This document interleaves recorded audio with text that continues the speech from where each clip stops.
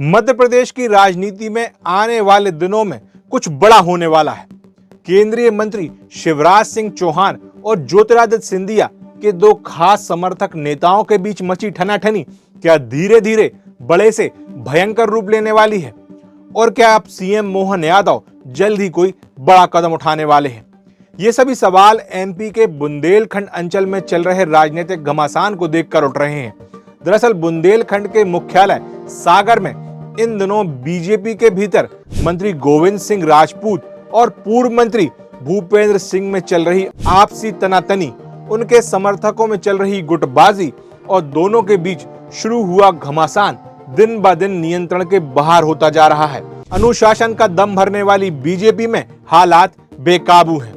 पूर्व गृह मंत्री और शिवराज सरकार में सर्वोसर्वा नेता रहे भूपेंद्र सिंह आर पार की लड़ाई के मूड में हैं।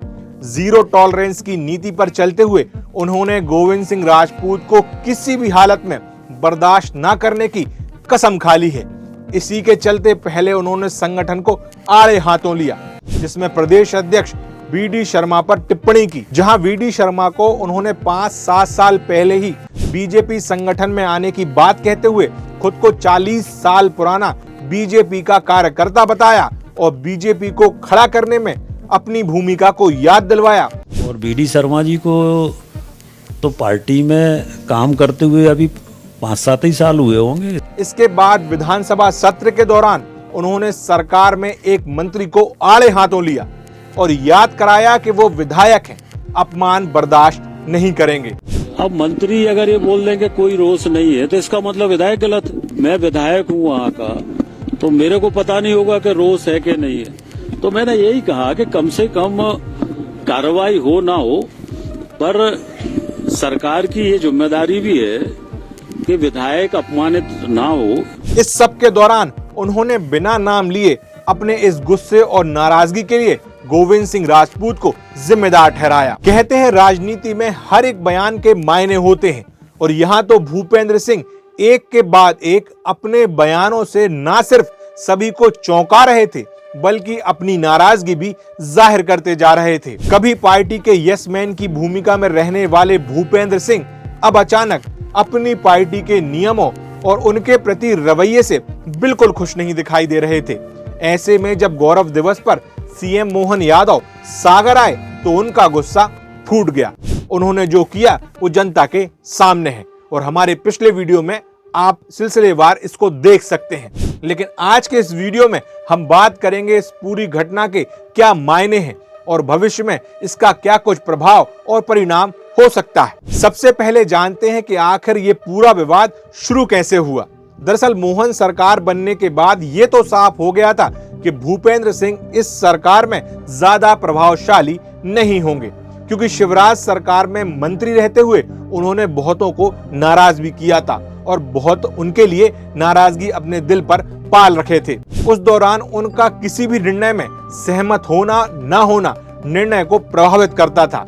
शिवराज सिंह चौहान का उन पर एक तरफा भरोसा उनके विरोधियों को हमेशा खटकता था और इसी का नतीजा ये हुआ कि जब शिवराज सिंह चौहान प्रदेश की राजनीति से विदा हुए तो राजनीति में भूपेंद्र सिंह का कद घटना भी तय हो गया। अब जब मोहन सरकार का कैबिनेट बना तो उसमें भूपेंद्र सिंह को शामिल नहीं किया गया। हालांकि उन्होंने और शिवराज सिंह चौहान ने काफी प्रयास भी किए, लेकिन उन्हें सफलता नहीं मिली। इसके बाद भूपेंद्र सिंह जानते थे कि अब उनके साथ राजनीति का खेल खेला जाएगा, इसलिए कुछ वक्त तक वो खामोश ही रहे। लेकिन जब कैबिनेट में सागर जिले के सिंधिया समर्थक गोविंद सिंह राजपूत मंत्री बनाए गए तो उन्होंने खुद की राजनीति के लिए इसे पहली खतरे की घंटी माना। इसके बाद एक के बाद एक उनके कुछ समर्थक गोविंद सिंह राजपूत के खेमे में जाने लगे। सागर जिले के विधायकों का भी गोविंद सिंह की तरफ झुकाव बढ़ने लगा। इस पर से संगठन के जिला अध्यक्ष और साथ ही अन्य पदाधिकारी का गोविंद सिंह राजपूत की तरफ रहना उनकी राजनीति के लिए दूसरी खतरे की घंटी रहा। इसके अलावा जो लोग कांग्रेस छोड़कर बीजेपी में आए थे उनमें से कुछ नेताओं की पसंद गोविंद सिंह राजपूत फिर बन गए। शैलेंद्र जैन, प्रदीप लारिया जैसे विधायक भूपेंद्र सिंह से पहले से ही नाराज थे और अब जब भूपेंद्र सिंह पावर में नहीं थे तो उन्होंने भी अपना सिंडिकेट तैयार कर लिया। जिसमें बाद में लता बानखेड़े जब सांसद चुनकर आईं, वो भी जुड़ गईं और बंडा और बीना विधायक भी इस सिंडिकेट में शामिल हुए। अब जब गोविंद सिंह राजपूत की अगुवाई में यह सिंडिकेट तैयार हुआ तो भूपेंद्र सिंह समझ गए थे कि अब राजनीति में हवा उनके विपरीत बह रही है और ये हवा जल्द ही आंधी का रूप भी ले लेगी। अब तक भूपेंद्र सिंह खामोश ही रहे, पार्टी के प्रति अपनी वफादारी को शांति से निभाते रहे। लेकिन जब सागर में सितंबर के महीने में आयोजित हुई रीजनल इंडस्ट्रियल कॉन्क्लेव में उनका अपमान हुआ तो यहाँ पहली बार उन्होंने खुद को उपेक्षित महसूस किया और अपनी चुप्पी तोड़ दी। इस कॉन्क्लेव में उन्हें कभी अपने राजनीतिक प्रतिस्पर्धा में सबसे बड़े टकराव रखने वाले पूर्व मंत्री गोपाल भार्गव का साथ मिलता देखा। उन्हें भी मोहन सरकार में मंत्री नहीं बनाया गया था और वो भी उपेक्षित महसूस कर रहे थे। भूपेंद्र सिंह को लगा दोनों एक ही नाव में सवार हैं, बढ़िया जुगलबंदी बनेगी। दोनों नेताओं ने इस दौरान सोशल मीडिया पर अपनी उपेक्षा को लेकर इशारों में दर्द बयान भी किया, पोस्ट की, जिसके बाद ऐसा लगने लगा कि दोनों मिलकर इस सम्मान की लड़ाई को आगे तक लड़ने वाले हैं। वहीं इस सब के दौरान गोविंद सिंह राजपूत दिन ब दिन जिले की राजनीति में नंबर 1 के अपने पायदान को न सिर्फ मजबूत कर रहे थे बल्कि सभी नेताओं को अपनी ओर खींचने में कामयाब हो रहे थे। अंदरूनी तौर पर दोनों नेता यानी भूपेंद्र सिंह और गोविंद सिंह राजपूत के बीच हालात पूरी तरह बिगड़ चुके थे। बस दोनों के बीच की दुश्मनी का ये ज्वालामुखी फटने का इंतजार कर रहा था और एक दिन ये मौका भी आ गया। भूपेंद्र सिंह की विधानसभा खुरई में उनके सबसे बड़े विरोधी अरुणोदय चौबे गोविंद सिंह राजपूत का खुरई में स्वागत करते हैं। इतना ही नहीं, सूत्रों के मुताबिक जिस स्कूल को हटाने में भूपेंद्र सिंह प्रयासरत थे उसे बचाने में उनके विरोधी किसी नेता ने अपनी ओर से कुछ पहल कर दी। बाद में भूपेंद्र सिंह की इच्छा के विरुद्ध स्कूल की मान्यता बच गई। ये देख भूपेंद्र सिंह बौखला गए, उनका गुस्सा 7वें आसमान पर पहुंच गया और इसका पहला शिकार हुए सागर के विधायक शैलेंद्र जैन। दिवाली मिलन समारोह के नाम पर भूपेंद्र सिंह के समर्थकों ने सागर में जगह जगह उनका स्वागत और सम्मान किया। भूपेंद्र सिंह सागर में क्या कुछ उलटफेर कर सकते हैं, इसका एक नमूना उन्होंने विधायक शैलेंद्र जैन को दिखाया। इतना ही नहीं, उन्होंने अपने बेटे अभिराज के जन्मदिन पर एक भजन संध्या का भव्य आयोजन किया जिसमें गोपाल भार्गव को मुख्य अतिथि के तौर पर बुलाया। इसके जरिए उन्होंने ये संदेश देने की कोशिश की कि भूपेंद्र सिंह गोपाल भार्गव के साथ हैं। इस कार्यक्रम में उन्होंने गोपाल भार्गव को अपना बड़ा भाई कहते हुए उनका आशीर्वाद भी लिया। लेकिन इस भजन संध्या में देवरी विधायक ब्रज बिहारी पटेरिया को छोड़ दिया जाए तो एक भी विधायक नहीं पहुंचा। साथ ही बीजेपी के जिला अध्यक्ष भी नहीं पहुंचे, जिससे एक बार फिर भूपेंद्र सिंह की जिले में क्या स्थिति है ये साफ हो गई। अब जब भूपेंद्र सिंह समझ गए थे कि सत्ता के पावर के साथ कई लोग अपना पाला बदल चुके हैं, कई लोग बदलने की जुगाड़ में घूम रहे हैं, तो उन्होंने खुरई में सार्वजनिक कार्यक्रम में एक बड़ा बयान दे दिया। इस बयान को एक तरह से उनकी चेतावनी के रूप में देखा गया। 1 साल में मंत्री नहीं रहा, हालांकि मैं मंत्री से कम कभी नहीं रहा, पर मैं अगर 1 साल मंत्री नहीं रहा तो मुझे लोगों को परखने का अवसर तो मिल गया। नहीं तो मैं गलत फहमी नहीं रहता, पर इतना जरूर कहूंगा कि भूपेंद्र भैया कभी कोई चीज भूलते नहीं है। कोई गलत फहमी में मत रहना कि मैं कोई चीज भूल जाऊंगा। मैं कभी कोई चीज भूलता नहीं, बोलता कम हूं पर करता ज्यादा हूं। और इसलिए मैं जानबूझ के चाहता हूं कि कुछ लोग ऐसा करें कि जब मैं उनको ठीक करूं तो लोग ये ना कह पाए कि भूपेंद्र भैया गलत कर। इसके अलावा उन्होंने अपनी आईटी टीम को दुगनी रफ्तार से सक्रिय कर दिया, अपने विश्वसनीय समर्थकों को फिर से काम सौंप दिए। इसी क्रम में सबसे पहले उन्होंने क्षत्रिय समाज को एकजुट करने के लिए अपने भतीजे लखन सिंह को एक्टिव किया। लेकिन यहां भी गोविंद सिंह राजपूत के खेमे से इसका विरोध हुआ। लखन सिंह ने जहां यह दावा किया कि वो सर्वसहमति से अध्यक्ष बन गए हैं। वहीं गोविंद सिंह राजपूत के दोनों बड़े भाई गुलाब सिंह और हीरा सिंह की मौजूदगी में क्षत्रिय समाज का दूसरा गुट तैयार हुआ और लखन सिंह के इस निर्वाचन को चुनौती देते हुए उसे शून्य करार दे दिया। इसके बाद ये राजनीतिक लड़ाई अब सामाजिक तौर पर भी लड़ी जाने लगी। जहां कभी भूपेंद्र सिंह की मर्जी सबकी मर्जी हुआ करती थी, अब उनकी मर्जी के मायने बदलने लगे। इस सबसे आहत भूपेंद्र सिंह आर पार की लड़ाई का मन बना रहे थे। भोपाल पहुंचते ही उन्होंने इसका ट्रेलर भी दिखाया और एक के बाद एक हमला बोला और सीएम की सभा में सार्वजनिक तौर पर कार्यक्रम की किरकिरी करा दी। सागर आए सीएम मोहन यादव की मौजूदगी में भूपेंद्र सिंह द्वारा दिए गए भाषण के कई सारे मायने निकलकर सामने आ रहे हैं। जैसे उन्होंने अपने भाषण में विधायक शैलेंद्र जैन का 2-3 बार जिक्र किया, उनकी तारीफ की, साथ ही ऐसा बताने की कोशिश की कि शैलेंद्र जैन उनके बीच में किसी भी प्रकार का मनमुटाव नहीं है। और ये भी ईश्वर की कृपा थी, शैलेंद्र जी यहाँ पर बैठे, ये भी ईश्वर की कृपा थी कि मुझे नगरीय प्रशासन मंत्री के रूप में काम करने का अवसर मिला। कि मंत्री के रूप में अगर सबसे ज्यादा पैसा हमने कहीं पर दिया तो सागर के अंदर पैसा देने का काम नगरीय प्रशासन मंत्री के रूप में किया। एलिवेटेड कॉरिडोर है, ये सिर्फ हमारी और शैलेंद्र जी की सोच थी, जिसके कारण ये एलिवेटेड कॉरिडोर हमने बनाकर दिया। मैं मोहन यादव जी का धन्यवाद करना चाहता हूं, शैलेंद्र जी का धन्यवाद करना चाहता हूं कि उनके प्रयास से सागर में राज का विश्वविद्यालय बना, जो सबसे बड़ी जरूरत सागर की थी। इसके लिए मैं मोहन यादव जी का अभिनंदन करता हूं। स्वागत। अरे तालियों में कंजूसी कायो कर रहे, बजा दो ताली एक बार। विधायक शैलेंद्र जैन भूपेंद्र सिंह से नाराज चल रहे हैं।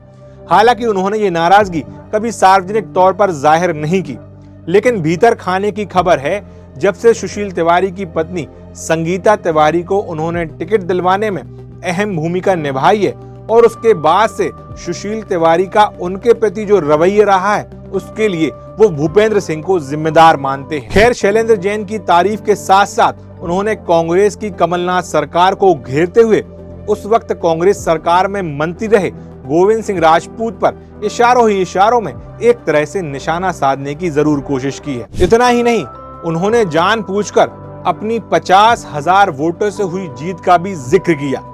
इसके पीछे की वजह यह रही कि गोविंद सिंह राजपूत सागर जिले में सबसे कम वोटों से जीतने वाले नेता थे। ये बात कहीं ना कहीं गोविंद सिंह राजपूत को चुभती है और ये बात भूपेंद्र सिंह अच्छी तरह जानते हैं। और उन्होंने मुझे ऐसा जनता का आशीर्वाद दिलाया कि मैं 50,000 वोटों से खुरई विधानसभा से विधानसभा का चुनाव जीता, कि कमलनाथ दादा की सरकार आ गई। और उस कमलनाथ की सरकार में इस सागर तालाब के नाम पर कम से कम स्मार्ट सिटी मिशन के 100 से 150 करोड़ रुपए का भ्रष्टाचार इस अकेले सागर तालाब में उस समय कांग्रेस की सरकार ने किया। कि जो कुछ भी हुआ है ये 20 साल की भारतीय जनता पार्टी की सरकार में हुआ है। कांग्रेसियों ने 50 साल में कोई काम सागर के अंदर नहीं किया। इसके अलावा उन्होंने पूर्व सीएम और अपने नेता शिवराज सिंह चौहान की तारीफ की। उन्होंने सागर को स्मार्ट सिटी में शामिल किए जाने का श्रेय शिवराज सिंह चौहान को दिया। साथ ही कहा कि 50 सालों तक कांग्रेस की सरकार रही, लेकिन सागर में कोई काम नहीं हुआ। सागर में मेडिकल कॉलेज आया तो पूर्व मुख्यमंत्री शिवराज सिंह चौहान के कार्यकाल में। इस सागर में 50 साल तक कांग्रेस की सरकार रही, 50 साल तक। पर 50 साल में कांग्रेस की सरकार में इस सागर में कोई काम नहीं हुआ। भाइयों बहनों, कोई काम नहीं हुआ। तो हमारे यशस्वी नेता मुख्यमंत्री उस समय के माननीय शिवराज सिंह चौहान ने 550 करोड़ का मेडिकल कॉलेज हमारे सागर के अंदर बनाकर देने का काम किया। और जब स्मार्ट सिटी मिशन की शुरुआत हुई तो 2016 में हमारे उस समय के तत्कालीन मुख्यमंत्री माननीय शिवराज सिंह चौहान ने मध्य प्रदेश में 7 स्मार्ट सिटी का चयन किया, उसमें सागर का भी चयन किया 2016 में। भूपेंद्र सिंह ने अपने भाषण में उनकी फोटो गायब किए जाने पर भी विरोधियों को आड़े हाथ लिया, जिसकी काफी चर्चाएं भी रहीं। भूपेंद्र सिंह अपने इस चर्चित भाषण के दौरान नाराज, आहत, भावुक और गुस्से में नजर आए। एक साथ इतने भाव कभी शायद ही भूपेंद्र सिंह में देखने मिले हों। इस पूरे भाषण के दौरान उन्होंने एक बार भी गोविंद सिंह राजपूत का नाम नहीं लिया। वहीं दूसरी तरफ गोविंद सिंह राजपूत भी इस भाषण को नजरअंदाज करते दिखाई दिए। यहाँ तक कि जो नगर निगम आयुक्त से बुके ना लेने वाला और नाराजगी भरे अंदाज में उल्टा सीएम को बुके देने वाला जो घटनाक्रम रहा, उन्होंने इसको भी तवज्जो नहीं दिया। लेकिन सवाल यह है कि इस सबसे सागर की राजनीति और खास करके भूपेंद्र सिंह पर क्या प्रभाव होगा और अंत में परिणाम क्या हो सकते हैं। बात अगर भूपेंद्र सिंह पर इसका क्या प्रभाव होगा तो सब कुछ उन्हीं के इर्द गिर्द है और वो इसका केंद्र बने हुए हैं। सबसे पहले बीजेपी के प्रदेश अध्यक्ष वीडी शर्मा पर दिए गए उनके बयान पर संगठन उन्हें तलब कर सकता है। वहीं सीएम के कार्यक्रम में उनकी खुल्लम खुल्ला अपनी नाराजगी जाहिर करना उन्हें आने वाले समय में राजनीतिक नुकसान पहुंचा सकता है। गोविंद सिंह राजपूत से सीधी टक्कर अभी उनके लिए अनुकूल समझ नहीं आती, क्योंकि सत्ता और सागर की राजनीति में गोविंद सिंह स्वतः ही लगभग सभी नेताओं की पसंद बने हुए हैं। इसके अलावा सागर की राजनीति में क्या कुछ चल रहा है, इसके लिए उन्हें ठहराव के साथ वेट एंड वॉच की स्थिति में रहना चाहिए और जब परिणाम उनके पक्ष में होने लगे, समय उनके अनुकूल हो जाए तो कोई कदम उठाना चाहिए। जबकि गोविंद सिंह पर इस सब के पड़ने वाले प्रभाव की बात करें तो इसको लेकर अभी कहा जा सकता है कि वो राजनीति में जैसे चल रहे हैं वो रास्ता उनके लिए मजबूत और मजबूत करते जा रहा है। खैर, आज भूपेंद्र सिंह गोविंद सिंह राजपूत और अपने विरोधियों से आर पार की लड़ाई के मूड में है। वहीं इस कार्यक्रम के बाद जब सीएम के साथ गोविंद सिंह राजपूत भोपाल के लिए बाय एयर रवाना हुए तो उन्होंने भूपेंद्र सिंह के नेता शिवराज सिंह चौहान से मुलाकात की। इस मुलाकात के क्या कुछ मायने हैं और इस मुलाकात में क्या कुछ निकल कर आया है, ये आने वाले दिनों में पता चल जाएगा। लेकिन अभी सिंधिया और शिवराज के सबसे कट्टर समर्थकों के बीच चल रही इस लड़ाई का अंत होता नहीं दिखाई दे रहा है और गौरव दिवस पर हुए घटनाक्रम को देखने के बाद ये भी लग रहा है कि बात सीएम मोहन यादव के हाथ से भी निकल गई है। तो क्या अब ये मान लिया जाए कि सागर में इन दोनों नेताओं की लड़ाई की सुलह दिल्ली में होगी, क्योंकि इनके नेता शिवराज सिंह चौहान और ज्योतिरादित्य सिंधिया दिल्ली में बैठकर कहीं ना कहीं इन दोनों नेताओं की सुलह के लिए कुछ ना कुछ योजना जरूर बना रहे होंगे। ये थी हमारी खास खबर। अगर आपको सागर टीवी न्यूज की खास खबरें पसंद आती हैं तो सागर टीवी न्यूज के सभी सोशल मीडिया प्लेटफॉर्म्स को लाइक, सब्सक्राइब, फॉलो करें। इसके अलावा हमारा STVN चैनल भी है, उसे भी लाइक, सब्सक्राइब, फॉलो करें। और अगर आपको राजनीतिक और इतिहास से जुड़ी खबरें पसंद आती हैं तो सागर टीवी न्यूज के अलावा आप शिवा पुरोहित यानी मेरे नाम के ऑफिशियल पेज पर जाकर, जो आपको फेसबुक, यूट्यूब और इंस्टाग्राम पर मिलेगा, वहां जाकर आप केवल राजनीतिक और इतिहास से जुड़ी खबरें एक साथ देख सकते हैं। नमस्कार।